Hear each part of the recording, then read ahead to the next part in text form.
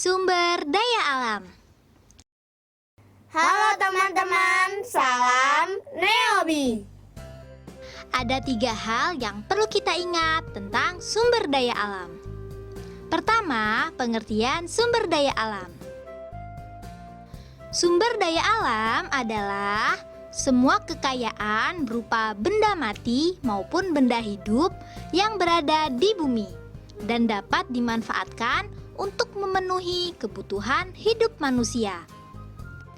Kedua, macam-macam sumber daya alam.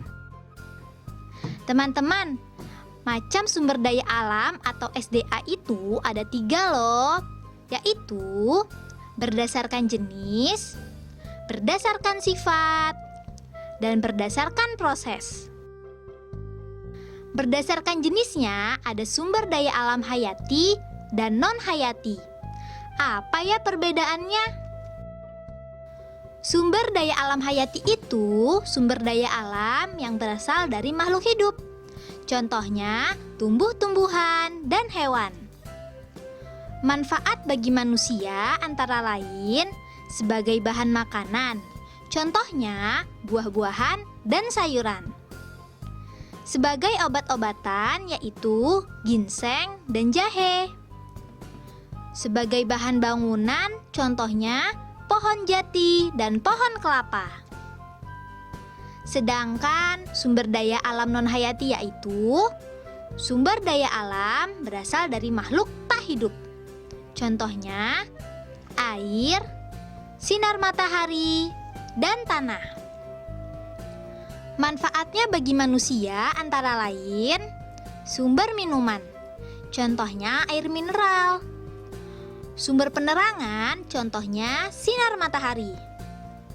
Bahan bangunan, contohnya tanah atau pasir. Selanjutnya, kita akan membahas sumber daya alam berdasarkan sifatnya. Ada sumber daya alam yang terbarukan dan sumber daya alam tak terbarukan.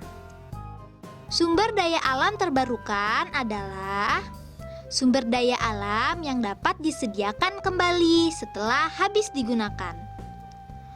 Sumber daya alam terbarukan mempunyai sifat pulih kembali. Dengan sifat pulih tersebut, sumber daya alam dapat terus digunakan. Contohnya, air, tumbuhan, dan hewan. Air termasuk terbarukan karena selalu mengalami pembaruan. Pembaruan tersebut terjadi melalui siklus air.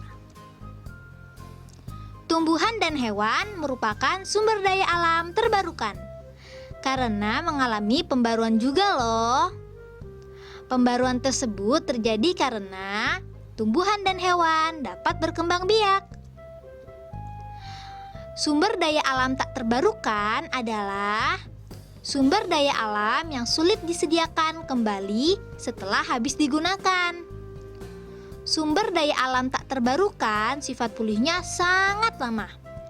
Untuk penyediaannya pun perlu proses yang panjang, seperti pengeboran, pengolahan, dan lainnya.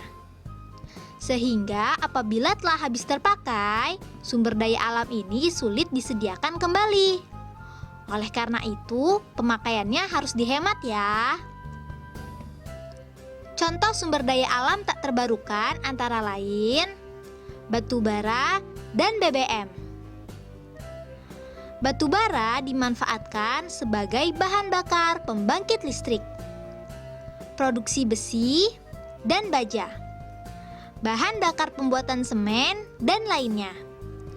Sedangkan BBM itu bermanfaat sebagai bahan bakar kendaraan, bahan bakar kompor, dan lainnya. Sekarang kita akan mempelajari sumber daya alam berdasarkan prosesnya. Apa saja ya? Sumber daya alam berdasarkan prosesnya itu ada yang langsung digunakan dan ada yang tidak langsung digunakan. Sumber daya alam langsung digunakan artinya sumber daya alam yang bisa dikonsumsi tanpa perlu teknologi. Contohnya antara lain buah-buahan, sayuran, dan air. Sumber daya alam tak langsung digunakan artinya sumber daya alam tersebut baru bisa dikonsumsi setelah diproses dengan teknologi. Contohnya minyak bumi, batu bara, minyak goreng, dan lainnya. Ketiga, sumber daya alam dipengaruhi oleh lingkungan. Kondisi lingkungan sangat mempengaruhi keberadaan dan kualitas sumber daya alam. Lingkungan yang terawat membuat sumber daya alam berkualitas baik. Contohnya, air sungai yang bersih dan ikannya sehat.